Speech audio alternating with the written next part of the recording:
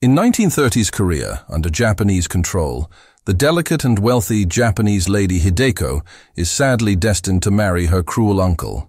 However, Count Fujiwara, a deceitful man, has a surefire plan to access her wealth. He employs a skilled young thief as a maid to help persuade the melancholy lady to marry him instead, initiating a darker scheme. Yet, Hideko's stunning beauty is formidable. Will the power of love disrupt the handmaiden's plans? We gain insight into Lady Hideko's past. She resides with her uncle Kazuki, a Korean individual who assisted the Japanese in conquering his nation in return for a lucrative gold mine. Kazuki utilizes this wealth to indulge his fixation on scarce books, peddling counterfeits to amass additional funds and volumes. In her childhood, Hideko is forced to place metal balls in her mouth, similar to Benoit balls, and is repeatedly struck by her handmaiden for being defiant. Kazuki teaches her to erotically read sadistic pornography erratically since she was 5 years old. He requires his wife, Hideko's aunt, instructs her in Japanese by reading books, which end up being graphic and teaching her words like penis and vagina. Because of psychological and physical abuse, Hideko's aunt is eventually found hanging from a tree in the yard. And Kazuki directly tells her that he murdered her aunt using torture devices in the basement after she attempted to run away. We then see the adult Lady Hideko at the readings for collectors, reading from sexually explicit passages. A swindler, having learned about Lady Hideko's situation and knowing that her uncle raised her with the intention of marrying her to gain access to her wealth, 1.5 million yen in cash and 300,000 yen in bonds, assumes the alias of Count Fujiwara. He plans to make her fall in love with him and, after marrying her, he intends to declare her insane and place her in a predicament. She will be confined to an asylum, thereby allowing him to inherit her assets.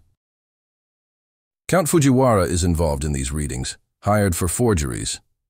He tells Hideko's uncle how all the women on the estate are attracted to him except for one Hideko. He heard that her uncle is engaged to her and suggests to him to go easy on her training or she'll be dead inside. During a dinner conversation, Count Fujiwara attempts to express his love to Lady Hideko, though she perceives his dishonesty. He confesses his true background as a Korean farmhand's son and reveals his initial plan to gain access to her and her father's wealth by mastering the art of painting forgeries over 3 years. However, upon recognizing her intelligence after meeting her, he proposes an alternative plan. He will save her from her uncle, and they will divide the money. Lady Hideko, however, notes that if they run away together, he will track them down and subject her to torture in the basement. Count Fujiwara provides her with potent opium, instructing that 3 drops will induce sleep, 5 will render her unconscious, and the entire vial will be lethal. Hideko asks the Count to find a girl who resembles her in appearance and has a naive personality to serve as her maid. This way, after she elopes with the Count, the girl can take Hideko's place and be sent to the insane asylum. Thus, Hideko can assume a new identity and gain freedom. Consequently, the Count finds Sook-Hee, but she is not the innocent girl he sought. Instead, she is a female thief, teaching children how to steal and forge. He wants Sook-Hee to become Hideko's maid so she can persuade Hideko to fall in love with the Count. If Sook-Hee can convince her to marry him, he will reward her with 50,000 yen, as well as clothes and jewelry. Of course, the Count does not reveal his true plan to Sook-Hee. She is the one ultimately destined to be sent to the insane asylum.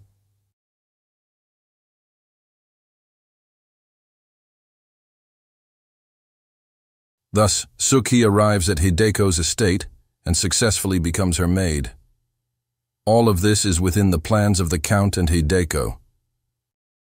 Sook-Hee discovers that Hideko is truly beautiful. As her maid, she takes care of Hideko's daily needs, and simultaneously, according to her plan with the Count, she intentionally mentions the Count in front of Hideko, aiming to make Hideko fall in love with him as quickly as possible. Meanwhile, Hideko deliberately acts innocent and naive, feigning ignorance of worldly matters, with the purpose of ensuring Sook-Hee remains unsuspecting and falls into her trap. Lady Hideko's plan worked. Sook-Hee and the Count discuss their scheme in private. Sook-Hee tells him that Hideko is naive and will not respond to his sexual advances, even when he tugs at her nipple. However, in reality, Lady Hideko and the Count are conspiring, such as secretly drawing Sook-Hee's likeness while painting, to use as future evidence that Sook-Hee is impersonating Lady Hideko. They also intentionally act very affectionate towards each other, leading Sook-Hee to genuinely believe that Hideko has naively fallen in love with the conman Count. However, the affection that developed between Sook-Hee and Hideko made the progression of events unpredictable. One day, Sook-Hee bathes Lady Hideko, giving her a lollipop, which she says she used on children to help them associate bath time with sweetness. Lady Hideko complains one of her teeth is sharp. Sook-Hee grabs a thimble and begins shaving it down.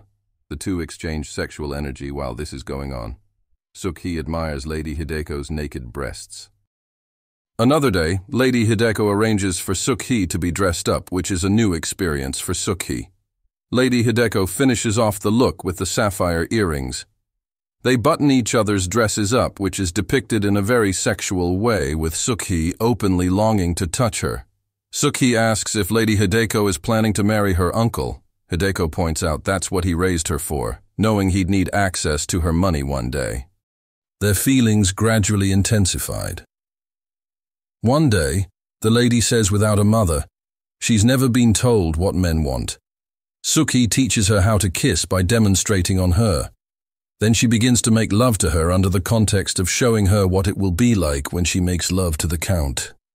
The two women end up having sex for the first time. However, Sook-Hee still adhered to the previous plan with the Count, continuing to tell Hideko that she should be with him. Lady Hideko, who was well aware of all these schemes, was furious because she could not determine whether Sook-Hee truly loved her. Lady Hideko shoves her out of her room, then she grabs the rope, goes to hang herself from the same tree her aunt had, but before she can fall, Sook-Hee appears, holding Hideko by the legs. She immediately confesses to everything, how she was trying to trick her into marrying the Count, and they were going to send her to the madhouse. And Hideko tells Sook-Hee all the truth. She is the one being tricked, and she is bound for the madhouse. Now Sook-Hee writes home and tells the woman who raised her to be a thief. There is a change of plans. Hideko's uncle departs to check on his gold mines, leaving behind a stern warning for Lady Hideko about the consequences of betrayal, implying a fate of torture in the basement, as has been meted out to family in the past. In his absence, Sook-Hee seizes the opportunity to investigate the library, discovering a collection of obscenely sexual literature. Disturbed that Hideko was compelled to read such material, she rips pages and illustrations from the books, discarding them into the indoor ponds beneath the floorboards. However, the temporary departure of Hideko's uncle does not mean that the two women can gain freedom, because there is still a significant obstacle: Count Fujiwara, who has always coveted Hideko's wealth. Therefore, they can only leave this place together with Count Fujiwara for the time being. Hideko leaves with the Count and Sook-Hee on a ferry to Japan. Once there, Hideko and the Count are married. The group travels into town, stopping at a mental hospital. Sook-Hee waits with the employees as they tell the Countess they are going to look after her, but then they end up grabbing Sook-Hee and taking her into the madhouse. She claims she is not the Countess, and they have the wrong woman. The Count and Hideko do nothing to defend Sook-Hee as she struggles. Hideko and Count Fujiwara enjoy a meal at an upscale restaurant, celebrating the success of their scheme. The Count admits he might genuinely have feelings for Hideko and proposes they remarry now that she has assumed Sook-Hee's identity. She questions whether he harbors any guilt for confining Sook-Hee to an asylum, but he dismisses Sook-Hee as naive and deserving of her destiny. Because of the Earl's cold-heartedness, Hideko decides to fight back. With his presence, both she and Sook-Hee will be threatened. Back at a hotel, Hideko dips the opium the Count gave her into a wine glass. They kiss, and he decides he wants to have sex. She drinks from his glass and kisses him, transferring wine from her mouth to his. He then gets really aggressive towards her sexually, citing the books she read out loud that declares woman-like being taken forcefully. But before he can harm her, he passes out from the opium in the wine. Meanwhile, with the help of her friends, the insane asylum caught fire, allowing Sukki to escape the place smoothly. Sukki and Hideko were able to reunite. Lady Hideko then sends a letter to her uncle, telling him that the Japanese count who he had been trying to impress for years is actually the son of a Korean farmhand, and she drops him off with her uncle as a gift. She also tells him to tell the Count that, outside of books, no woman likes to be taken by force. The two women head to the railway station. The uncle's henchmen are on the lookout for any duo of women attempting to depart the city. However, the women manage to evade detection by first purchasing tickets to a neighboring city and later switching them to Shanghai, covering the additional cost. Additionally, Hideko is dressed as a man, ensuring they don't appear as two women together. The two women have already reached the ferry and successfully arrived in Shanghai. Hideko's uncle brings the man who impersonated Count Fujiwara to his basement and tortures him, cutting off his fingers with a paper cutter. Hideko's uncle admits he's just an old man who enjoys listening to dirty stories, and the Count asks for a cigarette. Before the torture continues, the Count says the cigarette is filled with mercury, and they are now poisoned from the smoke. The uncle dies. The Count inhales the air in an effort to kill himself. In the final scene, Sook-Hee and Hideko are free. They undress and kiss. The final shot shows the steamer ship sailing away into the night. This is all I have to say about this movie. Don't forget to subscribe to my channel if you want to see more of my movie recaps in the future.